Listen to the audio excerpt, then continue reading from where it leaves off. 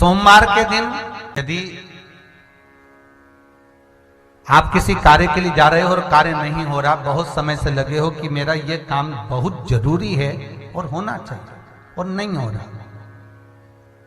बहुत प्रयास आपने कर लिया, तो जो हरी मूंग होती है ना, जिसकी मूंग की दाल जिसको बोलते हैं हरा मूंग जो होता है, तो मूंग की जो दाल होती है या मूंग होता है, इस मूंग को पानी में गला दो और गलाने के बाद इस मूंग में एक बेलपत्र रख दो। सोमवार के दिन उसमें थोड़ा सा गुड़ डालकर किसी नंदी को, बेल को, किसी नंदीश्वर को, उस मूंग को अपनी कामना कर कर वो बेलपत्र और गुड़ के साथ उसको खिला दो, उस मूंग। महाराज फिर आप उस कार्य के लिए जाइए, आपका वो कार्य अटकेगा नहीं, सफल होगा ये पक्का। हम तो यहां तक कहते किसी अदालत में पेशी चल रही है, फाइल आगे ही नहीं बढ़ रही, तुम प्रयास कर रहे हो और वो फाइल आगे ही नहीं बढ़ रही, वहीं की वहीं अटकी हुई है। जब देखो जब जाओ तो पेशी नहीं मिले या नंबर ही नहीं आए, तो कर बताना कि आपको फायदा मिला कि नहीं मिला, कितना लाभ है इसका। महाराज तुम्हारा लकी समय नहीं चल रहा हो और तुम्हें गुड लकी बनना है तो मस्तक पर सोमवार की सोमवार त्रिपुंड चंदन का लगाना प्रारंभ कर दो, एकदम लकी बन जाओ यह पक्का। सोमवार को चढ़ाया गया गाय के घी से बीच वाली पत्ती पर लगा हुआ एक पत्ता, अगर जिंदगी में कोई नशा करने वाला व्यक्ति हो ना, जिसको बहुत दारू का नशा या चिलम का नशा या चरस का नशा या अन्य अन्य नशे, किसी को बहुत नशे ज़्यादा करता हो और कोई नशे से युक्त अगर व्यक्ति है, बहुत नशेला व्यक्ति है, बहुत नशे में डूबने वाला अगर कोई व्यक्ति है, तो शिव महापुराण की कथा तो यहाँ तक कहती है कि बेल पत्र के बीच वाले पत्ते पर, बेल पत्र के अगर बीच वाले पत्ते पर गौ माता का घृत, गाय के दूध से बना हुआ घी अगर बीच वाले पत्ते पर लगाकर शंकर भगवान को समर्पित करा जाए और वही पत्ते को उठाकर, उसी पत्ते को उठाकर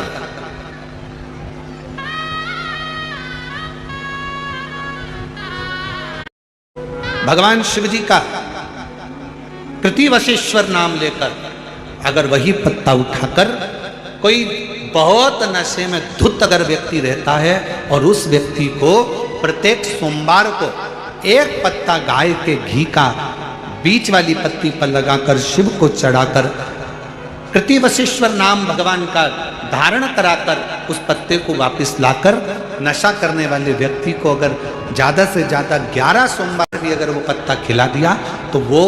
धीरे धीरे नशे से दूर होता चले जाता और उसका नशा छूटते चले जाता। केवल एक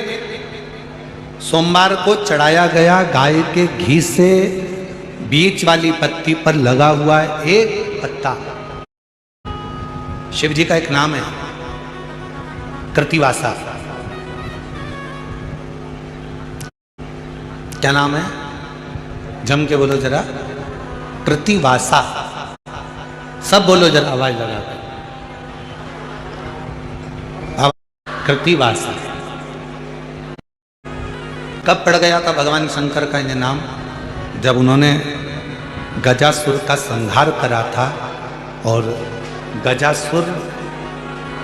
भगवान शिव को अपने उदर में रखा हुआ था और उस गजासुर के प्राणों को जब हरा गया था, तब गजासुर ने शंकर भगवान से एक अपना संग शिव के साथ रखने का वचन मांगा था, तो शिव जी का नाम कृतिवासा पड़ गया, भगवान शंकर का नाम कृतिवासा पड़ा था, कृतिवासा।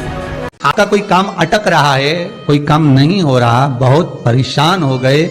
बहुत थक गए उस काम के लिए, तो निवेदन करते हैं घी के दिए में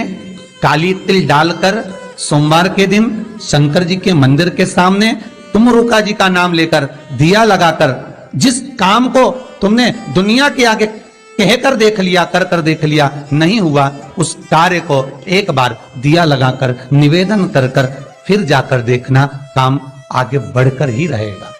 छूटेगा नहीं। भोजन करते समय थाली में बाल आ जाए, भोजन करते समय एकदम खाते खाते गले में मिर्ची लग गई, हिचकी चलने लगे, भोजन करते समय एकदम ठसका लग गया, अटक गया भोजन, पानी अटक गया। रोज प्रतिदिन भोजन में थाली में बाल आ रहा है, प्रतिदिन ठसका लग रहा है, प्रतिदिन अगर तुम्हारे हिचकी आ रही है भोजन करते समय, प्रतिदिन आपके साथ में ये क्रम हो रहा है, तो समझ लेना कि तुम भोजन करते हो उस समय पर आपके घर का कोई पूर्वज कोई भूखा या प्यासा जरूर रह गया है, जिसके कारणवश वो हमको भोजन के समय पर बहू को या बेटे को याद करता है। तो फिर करना क्या है, फिर क्या कर सकते? हिचकी आ रही है, भले मिर्ची खा ली, मिर्ची ना खा तो भी हिचकी आ गई, ठसका लग गया भोजन करते समय, और रोज लग रहा है, हर 2 दिन में, हर 3 दिन में ठसका आ जाता है, भोजन करते समय हर 3 दिन में थाली में बाल आ जाता है, भोजन करते समय हर 2-3 दिन में थाली में बाल पड़ा हो जाता है, हर भोजन करते समय हमारे को कुछ ना कुछ हिचकी चलने लगती है। हर 2-3 दिन में अगर ये क्रम हो रहा है तो समझ लो हमारा कोई पूर्वज, हमारा कोई पितृ, हमारे घर का कोई पूर्वज जो है कि नहीं है, वो हमारे को कहीं ना कहीं से भूखा है और भोजन का भाग मांग रहा है। फिर एक प्रयास करके देखो, फिर एक प्रैक्टिकल करके देखो, फिर एक प्रयास करें। चावल की छोटी सी एक कटोरी, उस कटोरी में धान भर लीजिए चावल, उसमें एक लौंग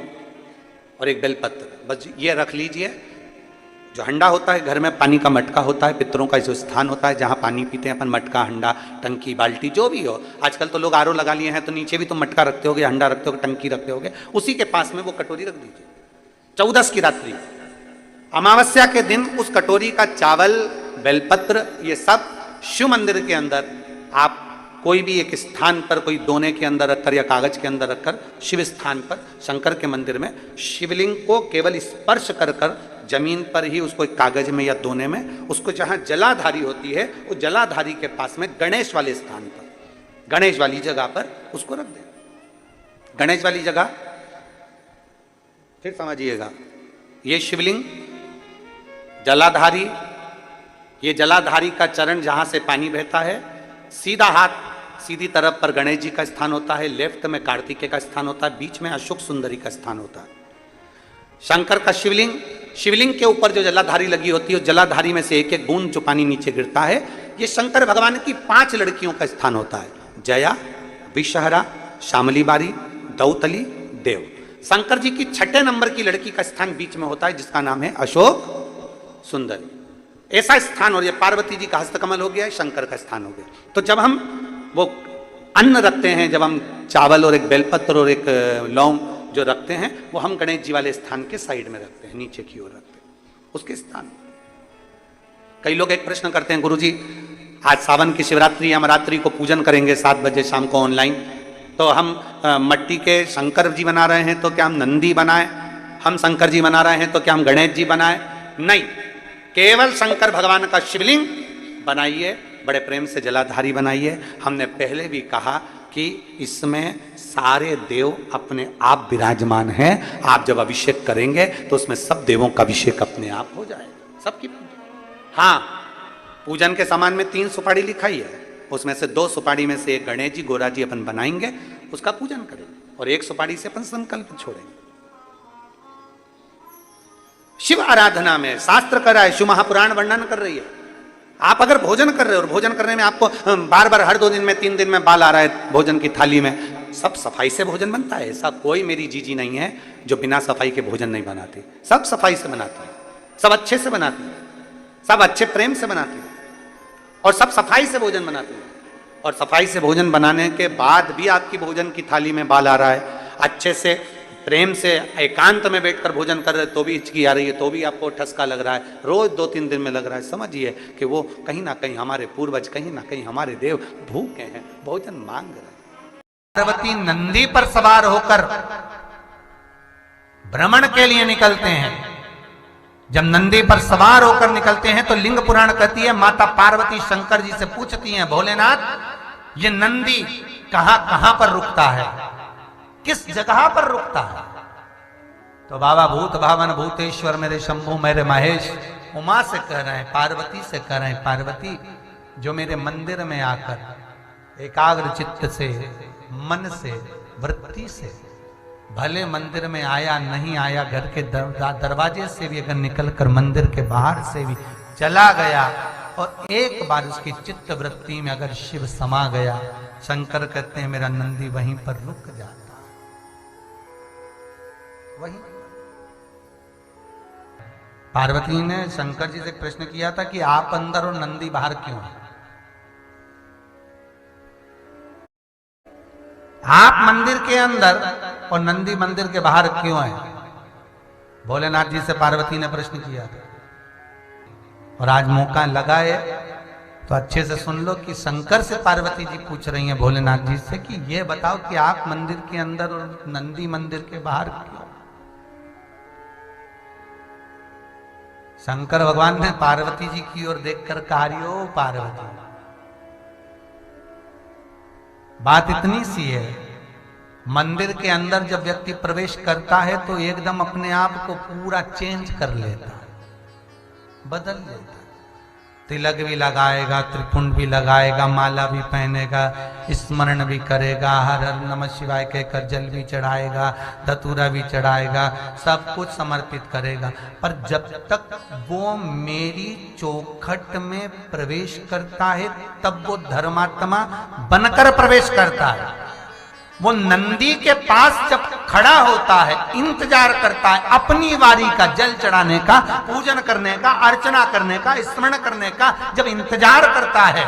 तो उसके मन में क्या चल रहा होता है वो नंदी सुन लेता। फिर नंदी मुझे कहता है, जब हम भ्रमण को जाते हैं तब नंदी कहता है, भगवान शंकर, पार्वती जी तो कहती हैं कि इनके रुक जाइए, तो रोज बेचारा मंदिर आता था, रोज शंकर जी के मंदिर आता है, रोज दिया लगाता है, रोज अगरबत्ती लगाता है, भोलेनाथ चलो इसके चलते हैं। नंदी कहता है बिल्कुल नहीं। शंकर जी पूछते हैं, नंदी ये तो तिलक लगाता है, तो ये तो बढ़िया भजन करता है, खूब देर बैठ के भगवान का कीर्तन भी करता है, खूब दान भी करता, पुण्य भी करता, सत्कर्म भी करता, और खूब अगरबत्ती लेके 2 घंटे तक घुमाता भी है, धूप बत्ती भी लगाता है, घी का दिया भी लगाता है घर जाने के लिए। भगवान नंदी कहता है, महाराज जितनी देर तक ये मां खड़ा रहता है मैं इसके मन की वृत्ति को जानता हूं, अंदर से कुड़ता रहता है। देखा, फिर किसी को देखेगा 1 घंटे तक खड़ा है, बताओ उठ ही नहीं रिया, पानी चढ़ा रिया अभी तक, 1 घंटे से दिया लेके बैठा है, हम भी तो खड़े हैं लाइन में। भगवान मेरा निवेदन है, शंकर जी के मंदिर में प्रवेश करने से पहले नंदी के पास जब तक खड़े हो, नंदी ग्रह में जब तक खड़े हुए हो, और आपसे निवेदन है कि कुबेरेश्वर मंदिर के इस पावन प्रांगण में जहां भी तुम बैठो, खड़े रहो, जहां जाओ, निवेदन है भीतर कपट मत ला। ये चारों तरफ ही नंदी है। तो भगवान माता पार्वती शिव जी से कह रही हैं कि नंदी बाहर, तो भगवान शिव कहते हैं नंदी को बाहर इसलिए रखना पड़ता है कि वो सबकी याद रखता है कि किसके यहाँ जाना है, कौन क्या समझ रहा है, क्या बोल रहा है। नहीं तो ऐसे तो दिन भर कितने लोग मंदिर में आते हैं, सबके घर जाऊं तो अच्छा भी नहीं लगे। नंदी बताता है इसके यहाँ जाना है, इसको दुख है, दिल से आया है, मन से आया, इसलिए आपको कहा कि भगवान शंकर के सामने बिल्कुल आप एकांत में कहीं बैठे हो, शिव दिख रहा है, थोड़ा सा भी दीदार हो रहा है, नंदी भी नजर आ रहा है, क्योंकि मंदिर के बाहर तो नंदी ही मिलेगा, एकांत में बैठ गए। कई लोग ऐसे हैं जिनके अंदर नेगेटिवता आती है। नेगेटिवता मतलब घर में बैठी बैठी सोचती थी कहीं मेरे बेटे के साथ कोई एक्सीडेंट तो नहीं हो जाएगा, कहीं मेरे पति को कुछ हो तो नहीं जाएगा। घर से निकल रही है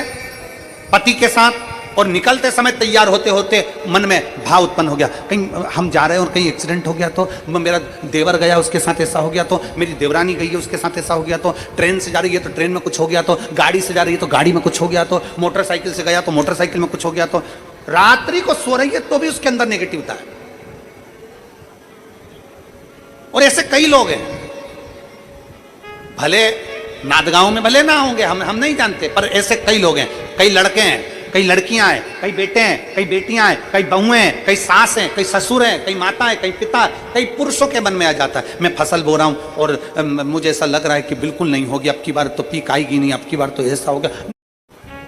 मंदिर में बैठी है तो भी नेगेटिव आ रही है, उसको लग रहा है कि कुछ गंदा, उसको गंदा समझ में आ रहा है, उसको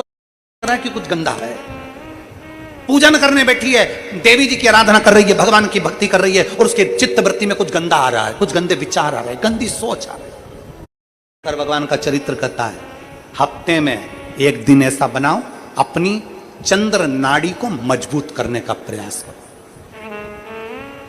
जब तुम्हारे गलत विचार आ रहे हो ना, गलत सोचने में आ रहा हो, उसके साथ ऐसा नहीं हो जाए, मेरे पति गए उनके साथ ऐसा नहीं हो जाए, मेरा बेटा स्कूल जा रहा है उसके साथ ऐसा नहीं हो जाए, मेरे साथ में ऐसा नहीं हो जाए, कहीं मुझे बड़ी बीमारी तो नहीं हो गई, जरा सा एक छोटी सी भी फुंसी हो जाए ना, एक छोटी सी भी गांठ आ जाए शरीर में, तो ऐसा ना लगने लगे कि मुझे कहीं कैंसर जैसा रोग तो नहीं हो जाएगा, कहीं मुझे बड़ी बीमारी तो नहीं हो जाएगी, कहीं जरा सा किडनी में दिक्कत आई, पानी पीने में दिक्कत आई, कहीं आंखों में दिक्कत आई तो कहीं बड़ी बीमारी तो नहीं हो। ऐसे कई लोग हैं जिनकी सोच में ये गलत चीजें आती रहती है, और प्रयास, ऐसे कई लोग हैं जिनकी सोच में ये गलत चीजें आती रहती है, और प्रयास करना, पितृपक्ष की आज रवि प्रदोष की इस कथा को सुनकर प्रयास कर देखना क्या करना है हमको। अगर ऐसे गलत विचार आ रहे हैं, गलत सोच आ रही, गलत दृष्टि आ रही, गलत विचार हमारे भीतर आ रहे हैं, गलत सोच हमारे भीतर आ लीजिए, पूरे तरह से पूरी चंदन से लेपन कर लो बीच की जगह को है, और एक बीच की डंडी है, इसके मध्य की जो जगह है, चैनल वाले अगर दिखा रहे होंगे तो आप लोगों के स्मरण में होगा, बीच की पत्ती और ये दो पत्ती के बीच में जो जगह होती है, इस बीच वाली जगह पर पीला चंदन पूरे तरह से उसका लेपन कर लीजिए, पूरे तरह से पूरी चंदन से लेपन कर लो बीच की जगह को। बीच वाली पत्ती, दो पत्ती, उसके बीच की जो जगह है उसमें पीले चंदन का लेपन कर लीजिए। हफ्ते में एक बार आप करोगे, आपको दूसरे हफ्ते में मालूम पड़ जाएगा कि आपके अंदर की गलत सोच समाप्त हुई कि नहीं, गलत विचार समाप्त हुआ कि नहीं हुआ। चंदन का लेपन करिए, उस चंदन के लेपन को कर किसी भी शिवालय में, अगर शंकर के मंदिर नहीं जा सकते हो तो अपने घर में जो शिवलिंग हो वहां, उस शिवलिंग पर आप उसको समर्पित कर दो, तुम्हारी मर्जी पड़े जैसी चढ़ा दो, बस शंकर के शिवलिंग पर चढ़ा दो। कुछ देर मंदिर में हो तो नंदी के पीछे, अगर मंदिर में हो तो नंदी के पीछे, और घर में हो तो किसी भी स्थान पर सुख आसन लगाकर, सुख आसन मतलब जैसे हम बैठे हैं पालकी लगाकर, दोनों सुखासन मतलब आराम से बैठकर, सुखासन लगाकर, और अपनी सीधी साइड की नासिका को बंद करना है और उल्टी नासिका से श्वास लेना है। 1 से 1.5 मिनट तक श्वास लेना प्रारंभ करो। अपने शरीर में एक चंद्र नाड़ी होती है, भगवान शंकर ने जब चंद्र की काया का रोग समाप्त करा था, भगवान शंकर ने जब चंद्र की काया का रोग समाप्त करा था तो चंद्र ने हाथ जोड़कर कहा था कि मेरी काया का रोग आपने समाप्त कर दिया महादेव, मेरे लिए आज्ञा करो, मैं क्या करूं। शंकर भगवान ने कहा, चंद्रदेव तुम मेरे मस्तक पर धारण रहना, और संसार के जितने भी मनुष्य हैं, इन मनुष्य के अंदर चंद्र नाड़ी में तुम विराजमान रहना। सुनो चंद्रदेव, जब मनुष्य गलत विचार करे, गलत सोच करे, गलत दृष्टि रखे, उस समय पर अगर तुम्हारी चंद्र नाड़ी प्रबल हो जाए तो उसकी बुद्धि में से गलत विचार समाप्त हो जाए, गलत विचार समाप्त हो। एक बेलपत्र लेना है, बीच वाली जगह में चंदन लगाकर शंकर जी को समर्पित करना है। घर हो, मंदिर हो,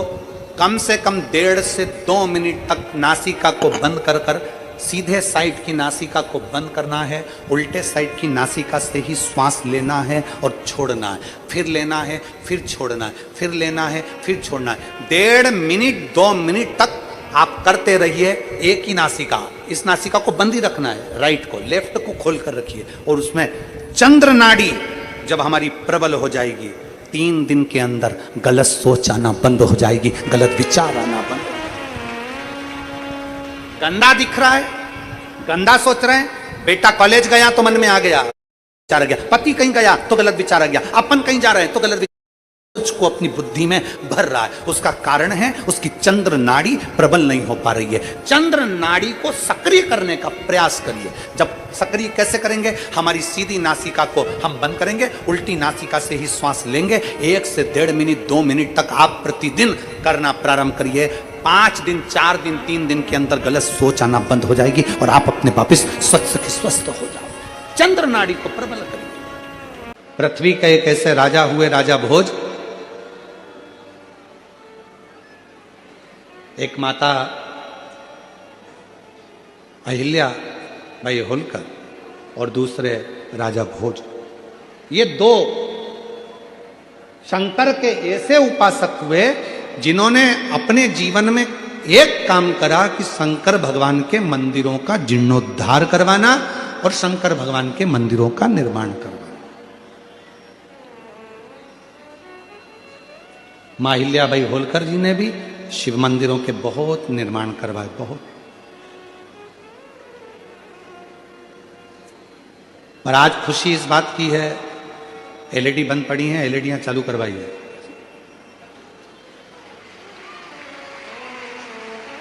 बीच वाले पंडाल की एलईडियां बंद हैं। आज सबसे ज्यादा खुशी, सबसे ज्यादा प्रसन्नता इस बात की भी होती है कि मां अहिल्याबाई होलकर जी ने जिन मंदिरों का निर्माण करवाया, जिन मंदिरों को बनवाया,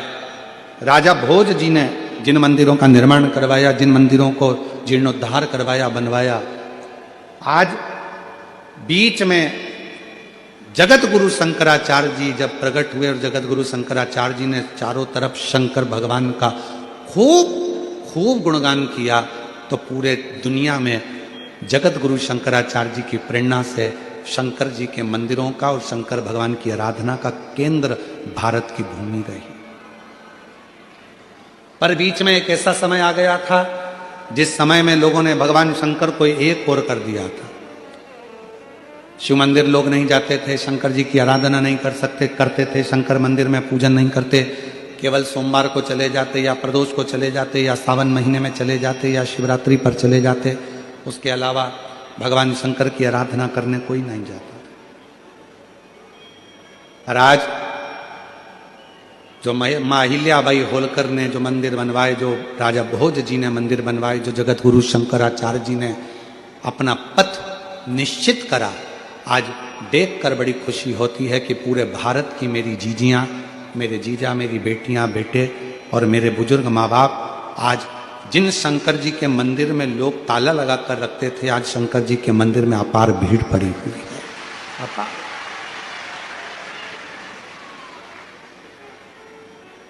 भीड़ पड़ी। शिव मंदिर तक लोगों ने जाना प्रारंभ किया और आज लोगों का दुख अपने आप मिटना धीरे धीरे प्रारंभ हुआ। क्यों? अगर मौका मिले तो गीता प्रेस गोरखपुर की शिव महापुराण लेकर आना और अपने घर में बैठकर पढ़ना। उसमें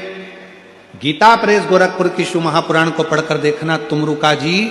भगवान शंकर के सम्मुख में, ईसर गोरा के सम्मुख में चंचुला देवी के पति को प्रेत योनि से मुक्त होने के लिए शिव महापुराण की कथा कहते हैं।